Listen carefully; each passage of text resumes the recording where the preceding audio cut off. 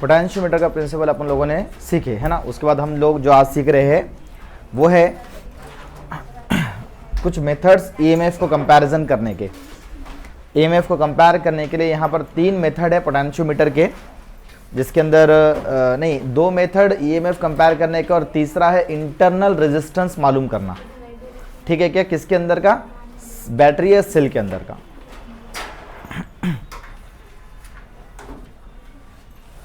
Okay देखो last lecture में मैंने आपको पढ़ाया था पोटेंशियोमीटर क्या है। एक ऐसा डिवाइस है जो ईएमएफ या पोटेंशियल डिफरेंस मेजर करने का काम करता।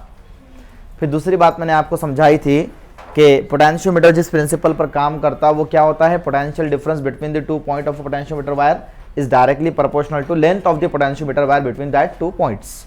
राइट है क्या? फिर उसके बाद आज जो टॉपिक है हमारे वो डेरिवेशंस की तरफ है। आज जो हमारे टॉपिक है 3 टॉपिक आज हमको पढ़ना है। देखते हैं अगर 20-20 मिनट के लिहाज से भी 2 टॉपिक हुए तो कोई बुरी बात नहीं है। कल एक टॉपिक लेकर और एक कन्वर्जेंस देखकर हमारा चैप्टर कल फिनिश हो जाएगा, कोई मसला नहीं। तो आज हम कम से कम 2 टॉपिक या 2 डेरिवेशन सीखेंगे। 3 मेथड से इसके अंदर पोटेंशियोमीटर के यूज में। सबसे पहला जो मेथड है वो comparison of EMF bye direct method. हम क्या करेंगे, ईएमएफ कंपेयर करेंगे डायरेक्ट मेथड से। हाँ, और दूसरा जो मेथड है वो है सम एंड डिफरेंस मेथड, और उसी को कहते हैं बच्चों कॉम्बिनेशन मेथड। और तीसरा जो मेथड है हमारे पास वो है determination of unknown resistance of cell और बैटरी। सेल या बैटरी का अननोन रेजिस्टेंस पता करना, ये internal resistance, determination of internal resistance of cell. ये 3 मेथड है। होप के तीनों में से एक क्वेश्चन आपको गिरी। ठीक है, इंपॉर्टेंट है तीनों भी है। तो सबसे पहले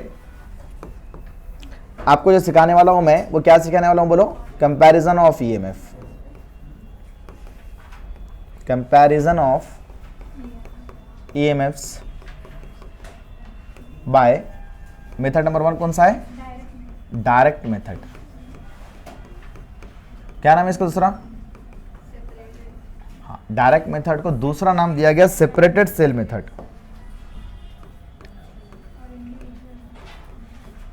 हाँ, और इसी का नाम है सेपरेटेड सेल मेथड।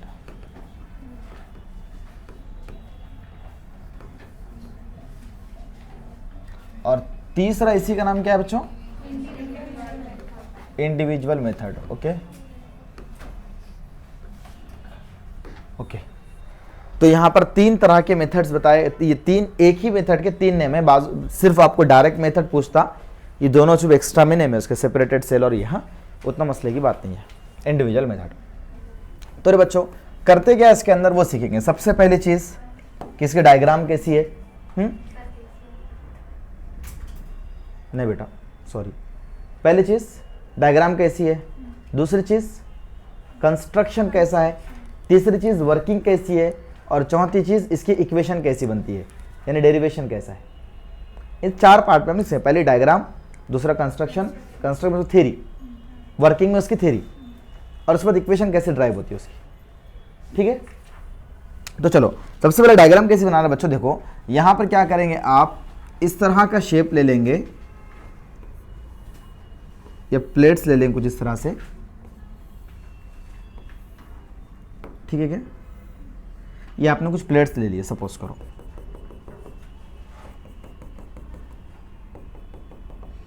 अब क्या करना है बच्चों आपको, अब आपको क्या करना है, एक पोटेंशियोमीटर वायर लेना है और उस वायर को इस तरह से कनेक्ट कर देना है।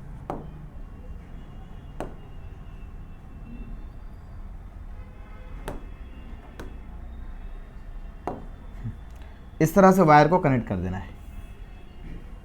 ठीक है, बेसिकली ऐसे वायर जो है तो घूम कर आ रहा है, ये ऐसे यहाँ से यहाँ से यहाँ से ऐसे घूम कर आ रहा है वो ऐसे। ये वायर है पूरा इस तरह से ऐसे लपेटा हुआ है समझो। ओके, कुछ खास नहीं है।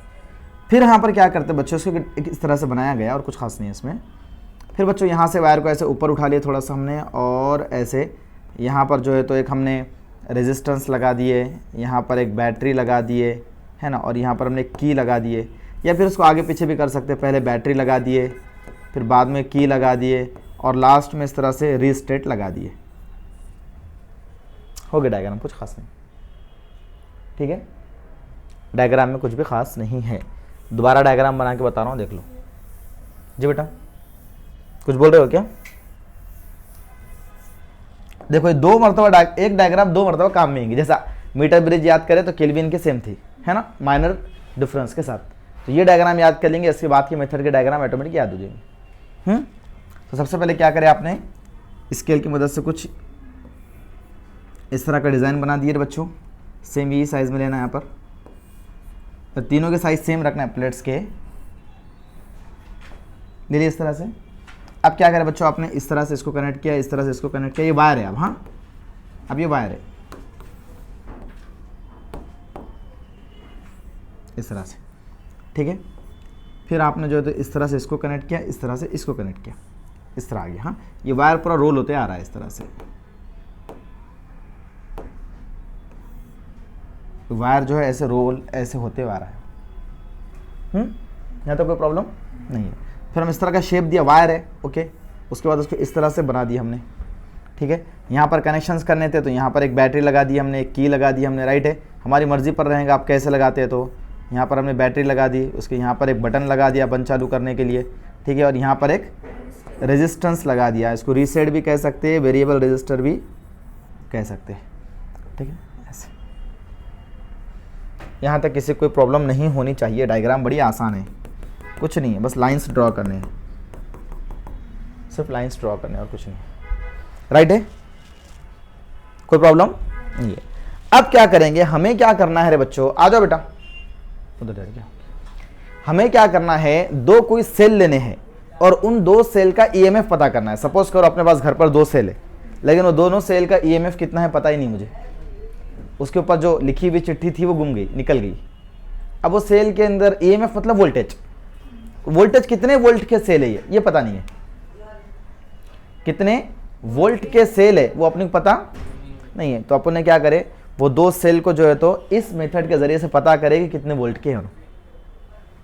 कैसे पता करते हैं वो देखेंगे अपन। ठीक है, सबसे पहली चीज ये प्लस है, ये माइनस है, ये की है, ये RH रजिस्टर्ड है, ओके। अब यहां पर हम क्या करते रहे बच्चों, एक बैटरी लेते हैं, एक सेल लेते हैं इस तरह का, और दूसरा सेल ये लिए। अगर ये E था सेल तो इसका नाम दिए E1, इसका नाम दिए E2, ऐसे। और यहाँ पर इसके लिए एक बटन दिए और इसके लिए एक बटन दिए। ठीक है क्या? अब इसको बटन बतलाना थोड़ा मुश्किल काम होता है, इसलिए मैं बटन को ऐसे बतला रहा हूँ। ठीक है, चलता ना, ये और अच्छे अंडरस्टैंडिंग आती। इसका नाम दिए E1 तो K1 इसका बटन और K2 इसका बटन। ठीक है, इन दोनों को इस तरह से कनेक्ट करें और इसके वायर को ऐसे कनेक्ट कर दिए। अब इसका नाम पॉइंट A दे दिए, इसका नाम पॉइंट B दे दिए, यहाँ पर कहीं पॉइंट B दे देंगे। ठीक है क्या? कोई प्रॉब्लम नहीं। अब देखिए, अगर तो पॉइंट A जो है वो पॉजिटिव टर्मिनल दोनों बैटरी के या दोनों सेल्स के पॉजिटिव टर्मिनल से कनेक्ट है। ये पॉजिटिव से ऐसा और ये पॉजिटिव से ऐसा, है ना। पोटेंशियोमीटर वायर कहां से कहता है कि A से लेकर B तक पोटेंशियोमीटर वायर है। ठीक है क्या? कोई प्रॉब्लम नहीं। अब यहां पर क्या करेंगे, हम यहां पर इस तरह से इसको कनेक्ट करके एक गैलोमीटर लगा देंगे और उस गैलोमीटर से कनेक्टेड एक जॉकी ले लेंगे और इस जॉकी के वायर से कनेक्ट कर देंगे। यहां तक पूरी बात समझ में आ गई? ओके, अभी आपको कंस्ट्रक्शन के अंदर क्या क्या कहा गया उसको पॉइंट वाइज लिखना है। ठीक है, ये बन गया डायग्राम। डायग्राम के अंदर कंस्ट्रक्शन, बाद में वर्किंग समझेंगे क्या होता था। ठीक है, construction point number 1।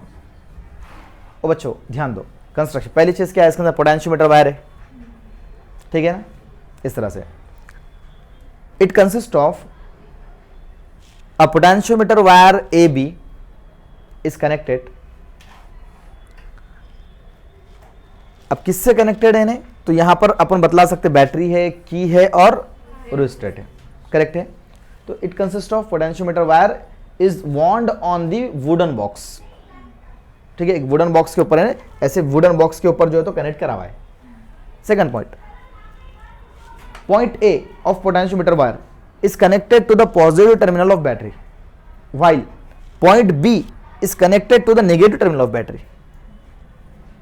Point A of a potentiometer wire is connected, पहले इसमें क्या बोलते हैं, एक वायर है, एक वुडन बॉक्स के ऊपर फिट करे वाला है। दूसरे में क्या बोले हमने, वो वायर के अंदर जो पॉइंट है ए और बी, तो ए कहां से, point A is connected to the positive terminal of battery and point B is connected to negative terminal of battery through किसके जरिए से, ठीक है, key and registered RH, registered RH और की के जरिए से कनेक्टेड है। क्लियर होगा क्या? Point number 3। अब यहां पर E1 and E2 are the EMFs of the two cells. E1 and E2 are the EMFs of the two cell. हमको क्या करना है, इन दोनों सेल का EMF कितना है वो कंपेयर करना है। इसका नहीं, इसका पता है, और इसका EMF कभी भी इन दोनों ज्यादा रहेगा। ये बड़ी बैटरी है, ये सेल्स है, समझ रहे क्या? एक बैटरी बना लेते हैं यहाँ पर और अच्छा समझने के लिए। बन गया बैटरी है, ज्यादा सेल लगा दी बैटरी बन जाती है। तो ये EMF E1 कैसा है सर, तो E1 जो है ग्रेटर है, E जो है वो ग्रेटर है E1 प्लस E2 से, इन दोनों के प्लस से भी ना ज्यादा है। ये वाली बैटरी अपन लगाए वाली, हाँ, तो करंट ऐसे फ्लो होगा। तो पॉइंट नंबर 3 में क्या बोल रहे थे अपन के EMF has to be compare, जिसका अपने को EMF कंपेयर करना है E1 and E2, the positive terminals of the cell is connected to the point A, है ना, दो सेल का पॉजिटिव टर्मिनल, इसका पॉजिटिव इसका पॉजिटिव पॉइंट ए से कनेक्ट है, राइट है ना, इस तरह से। And negative terminals are connected to the galvanometer through keys, two way keys, मतलब दो है ना, तो टू वे कीज बोलेंगे। टू वे कीज क्यों बोल रहे हैं, क्योंकि दो है की यहाँ पर, हाँ, दो रास्ते की के लिए, इधर का उधर, टू वे कीज, कोई प्रॉब्लम नहीं। Point number 4, a galvanometer is connected to the point A through cells E1 and E2 and keys K1 K2, and another terminal is connected to the jockey J। 4 point, construction finish. आसान आसान बोलने का, जो दिख रहा। पहले बारे में क्या बोले अपन ने कि एक पोटेंशियोमीटर वायर है जो वुडन बॉक्स के ऊपर वॉन्ड है, लपेटा हुआ है। दूसरे पॉइंट के अंदर क्या बोले अपन ने कि ये E1 एंड E2 जो है, हाँ हमने क्या बोले कि ए जो है पोटेंशियोमीटर वायर का जो पॉइंट ए है वो पॉजिटिव टर्मिनल से कनेक्ट है, और बी जो है नेगेटिव टर्मिनल से कनेक्टेड है थ्रू की एंड रिस्टेट, राइट है क्या?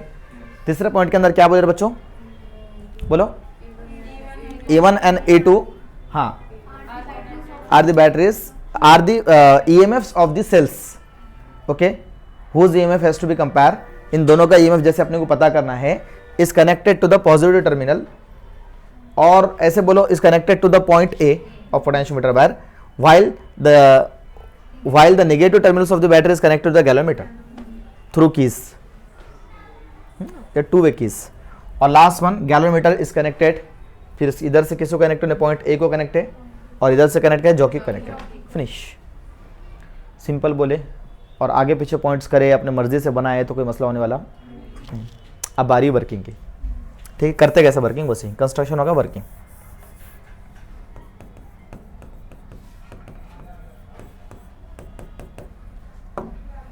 ठीक है, पहला काम अपन क्या करेंगे, इस की को प्रेस करेंगे, मतलब बटन चालू करेंगे, और जैसे अपन ने की के को क्लोज कर दिए, उसके बाद एक की को क्लोज करेंगे, दूसरे को ओपन रहने देंगे, एक की को क्लोज दूसरे को ओपन, ठीक है।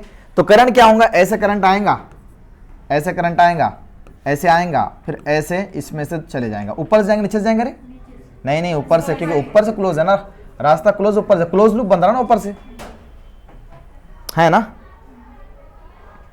समझ रहे हैं? देखो ऐसे, ये ऐसे गया, ऐसे ऐसे ऐसे ऐसे ऐसे, ये 11 मीटर से होते हुए ऐसे, फिर ये नेगेटिव टर्मिनल लूप कैसे बन रहा है, इसके लिए देखो, हाँ, इसका करंट इसमें से फ्लो होगा, ये बैटरी, ये सेल में से, क्योंकि अपन इसकी क्यों क्लोज करें, तो रास्ता ऐसे जाएगा, ऐसे, फिर ऐसे ऐसे, राइट है ना। तो अपन क्या करेंगे, पहले तो इसको क्लोज कर दिए, के को और K1 को क्लोज कर दिए, ठीक है। अब जॉकी को अलग अलग जगहों पर क्या करेंगे, टच करेंगे, स्लाइड नहीं करेंगे, क्या करेंगे, टच करेंगे, जिससे बेनिफिट क्या होगा कि यहां पर नल पॉइंट मिलेगा, गैलोमीटर जिस वक्त में नल पॉइंट बता दिया तो उसको क्या करेंगे, जैसे ये पॉइंट ए था, यहाँ से यहाँ तक की लेंथ ए थी, जो पॉइंट पे गैलोमीटर में नल पॉइंट बता दिया तो वहां पर उसको क्या करेंगे, नाम दे देंगे डी। क्या हुआ, बोलो बोलो बोलो, अगर कुछ प्रॉब्लम हो रहा तो, डाउट रहा तो फौरी पूछ लेने का। हाँ, सबसे पहला काम के अपन ने क्लोज कर दिए, उसके बाद K1 को क्लोज करें और K2 को जो है तो ओपन रखे। ये दोनों क्या है, क्लोज। K एंड K1, ये पेन बहुत बुरा चल रहा है यार, K and K1 close. Close मतलब रास्ता चालू, करंट जाने के रास्ते। क्लोज मतलब करंट क्लोज करे तो जाता, हाँ ऐसा, ओपन में नहीं जाता, ये ओपन है, ये ओपन है मतलब रास्ता बंद है जाने को, यहां पर आगे करंट रुक जाएगा, आगे नहीं जा सकता है ना, ऐसे। तो K2 क्या है, ओपन है। ओके, तो फिर क्या होगा, अपन अलग अलग जगहों पर इसको क्या करेंगे, टैप करेंगे, इस तरह से टच करेंगे और कहेंगे गैलोमीटर नल डिफ्लेक्शन बतला देगा। और जिस पॉइंट के ऊपर टच करे थे और वहां पर गैलोमीटर नल डिफ्लेक्शन बताया, उस पॉइंट का नाम दे देंगे डी। ठीक है, और ए से लेकर डी तक की लेंथ मेजर कर देंगे, ए से डी तक की लेंथ मेजर करने की जरूरत नहीं, ऑलरेडी स्केल रहती है उसके ऊपर। ठीक है, स्केल के ऊपर यहाँ दिख जाता, आपने कहाँ मिला तो 5 मीटर पे, ऐसा समझ में आता कि नहीं, ऐसा कितने सेंटीमीटर मिला अपने को, वो सेंटीमीटर अपने गिन ले सकते हैं यहाँ तक। तो वो ए से D1 की लेंथ को मेजर कर लेंगे, ए से डी की, या D1 बोल देंगे इसको क्योंकि अपने को बाद में और एक पॉइंट मिलने वाला है। तो D1 की लेंथ, ए से D1 की लेंथ मेजर कर लेंगे, कितनी है तो L1 नाम दे देंगे, दिल से उसका नाम L1 दे देंगे, राइट है क्या। और अब अपने को पता है कि भाई इसके पोटेंशियल की वजह से जो लेंथ मिल रही है अपने को, है ना, तो E1 is directly proportional to L1 रहता, आपको पता है ना। ये EMF जो है तो डायरेक्टली प्रोपोर्शनल, वोल्टेज था वहां पर, यहाँ पर EMF है, प्रिंसिपल में वोल्टेज पढ़े थे, यहाँ पर EMF, दोनों सेम चीजें है ना। ओके, तो यहाँ पर E1 is directly proportional to L1 के लिए। हाँ, तो अपन क्या कर सकते हैं, इसको E1 is equal to K L1 भी लिख सकते हैं, इसको हटा दिए तो इक्वेशन नंबर 1 बन गया, राइट है क्या। अब काम करेंगे दूसरा, अब जिस तरह से अपन ने K क्लोज करे थे तो अब K2 क्लोज करेंगे और K1 को ओपन रखेंगे, ये क्लोज है। ठीक है, इसको क्या करेंगे, ओपन, राइट है क्या। AD1 L1 लेंथ नाम दिए थे इसका अपन ने। अब क्या करेंगे अपन, ये K2 को इस तरह से क्लोज करेंगे और इसको ओपन कर देंगे जैसे वैसे। अब करंट इधर से पास नहीं होना, हाँ अपना मकसद ये है। अब करंट इधर से फ्लो करेंगे अपन, ये करंट इधर से जाएगा, इधर से फ्लो होगा, ऐसे ऐसे ऐसे फ्लो। तो फिर अपन टैप करेंगे अलग अलग जगहों पे। अब इसका EMF के हिसाब से इसकी लेंथ मिलेंगी, इसकी EMF के हिसाब से यहाँ मिल गई थी, हो सकता है इसको अपन टैप करेंगे तो यहाँ मिल जाएंगे लेंथ कहीं तो भी इसकी, है ना, इसका नाम देंगे D2। ये वायर और ये वायर एक ही है, अलग अलग नहीं है। उसको जब अपन पहले इधर करें बाद में इधर चेक करें। अब अपन ने ऐसे करे तो अपने को क्या हुआ, एक D2 मिल गया, तो D2 को नाम दे दिए AD2। AD2 का नाम L2 दे देंगे, लेंथ का नाम क्या दे देंगे, L2।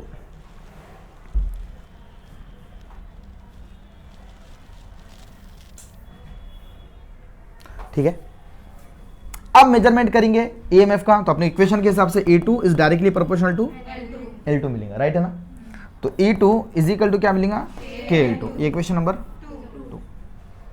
सिंपल है ना।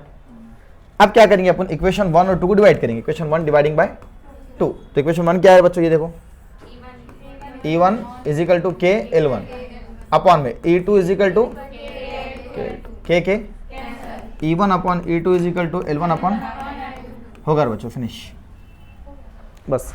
E1 upon E2 is equal to L1 upon L2। क्या मिला सर, ये दोनों के लेंथ गिन लेंगे अपन तो वो रेशो मिल जाएंगे अपने को। जैसे यहाँ से यहाँ तक की लेंथ थी 5 सेंटीमीटर, यहाँ से यहाँ तक की 10 सेंटीमीटर, तो 5/10 यानी 1/2 दोनों का कंपैरिजन मिला।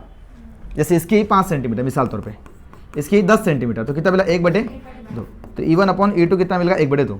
तो E1 कितना है बोले तो हाफ है E2 का, ऐसा पता चला। कंपैरिजन करना इसको बोलते हैं। इन्हें कंपैरिजन का मतलब क्या है कि इसके मुकाबले में इन्हें कितना है। अपन बोलते ना घर में, यार हमारे बड़ी बहन से हम कंपेयर करते रहते, छोटी बहन से कंपेयर करते रहते, बोलते ना अपन ऐसा। कंपेयर करना मतलब एग्जैक्ट नहीं बताना, उससे बतलाना। तो यहाँ पर अपन वैल्यू बतला रहे कि अभी अगर ऐसा अपने आंसर मिलेगा न्यूमेरिकल के अंदर, तो क्या बोलेंगे अपन कि E1 जो है E2 का हाफ है, जब E2 को उधर भेज देंगे अपन ऐसे। तो बहुत आसान था रे बच्चों, कुछ भी हार्ड नहीं है इसके अंदर। ठीक है, थोड़ा सा मुझे बतलाने में हार्ड हो रहा, वो बाद में बोलता हूँ क्यों हार्ड हो रहा, लेकिन इतना समझ लो कि मैंने जो समझा दिया आपको उतना समझ में आ गया ना आपको। ओके, एक दफ़ा मैं और रिपीट करता, मुझे थोड़ी तसल्ली नहीं मिल रही कि मैं बहुत अच्छे से बतला पाया बोलकर। एक दफ़ा ट्राई कर लेता और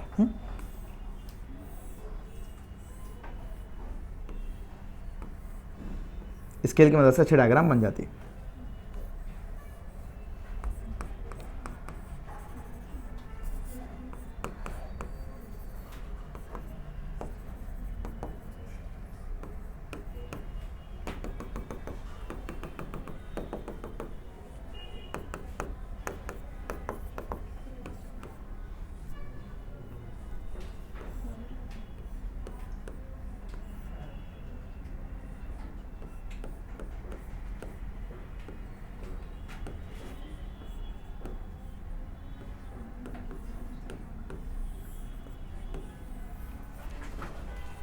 डायग्राम में कोई प्रॉब्लम? डायग्राम याद होगी तुम्हारे अच्छे से, राइट है ना? ओके, उसके बाद अपने को पता है पहले वाली लेंथ गिरे तो D1 नाम देने का, दूसरे वाली का ओके पॉइंट ए बी था, है ना? थ्योरी तो कंस्ट्रक्शन का तो वो पूरा समझ में आएगा, वर्किंग के अंदर ही दोबारा समझा रहा है। पहले क्या करेंगे अपन, थ्योरी में लिखेंगे पॉइंट नंबर 1 वर्किंग में, ठीक है? Plus minus K1 K2 E1 E2, इसका नाम E, ठीक है? क्या लिखेंगे वर्किंग अंदर, क्लोज की K and K1 but open की K2, ठीक है ना? इतना बोल देंगे, ठीक है? फिर उसके बाद लिखेंगे अपन टैब और touch the jockey on the different point of a potentiometer wire till shows, कब तक, जब तक के till shows the null point by deflection by the galvanometer, till shows null point by the galvanometer, okay ना? Okay, when galvanometer shows null point, okay, then give the name D1 on that point, okay, measure the length AD1 is equal to L1, ठीक है? उसके बाद according to potentiometer principle E1 is directly proportional to L1, E1 is equal to K L1 equation 1, finish। ये दो point हो गए। Point number 1 में क्या बोले बेटा कि हमने किसको क्लोज करे किसको ओपन करे, वो बोले, हाँ। पॉइंट नंबर 2 में क्या बोले, according to potentiometer principle. Point number 1 में क्या बोले कि किसको ओपन करे किसको क्लोज करे, ठीक है? और उसके अंदर फिर हमने मेजर कर दिए गैल्वेनोमीटर की डिफ्लेक्शन की वजह से आने वाली लेंथ को, नल डिफ्लेक्शन की वजह से आने वाली लेंथ को, ठीक है? सेकेंडरी फिर पॉइंट क्या करे अपन ने, पॉइंट नंबर 3 में जो क्या करे, फिर बाद में अपन ने ये चेंज कर दिए, इसको पहले क्लोज करे थे ना, अब इसको ओपन कर दिए, इसको क्लोज कर दिए, तो वो लिख दिए किसको ओपन करे किसको क्लोज करे। वो नोट्स के चक्कर में जाएंगे अगर उसको पढ़ने के, मैं तुम्हारा हर चैप्टर के नोट्स देता रहूंगा, ऐसा नहीं कि नहीं, उसके चक्कर में जाएंगे तो इजी सब चले जाएगा, जितना आसान बोल रहा हूँ मैं, समझ रहे? उसके अंदर पॉइंट पॉइंट देखेंगे तो फिर टेक्स्ट बुक लेके देखो पॉइंट पॉइंट।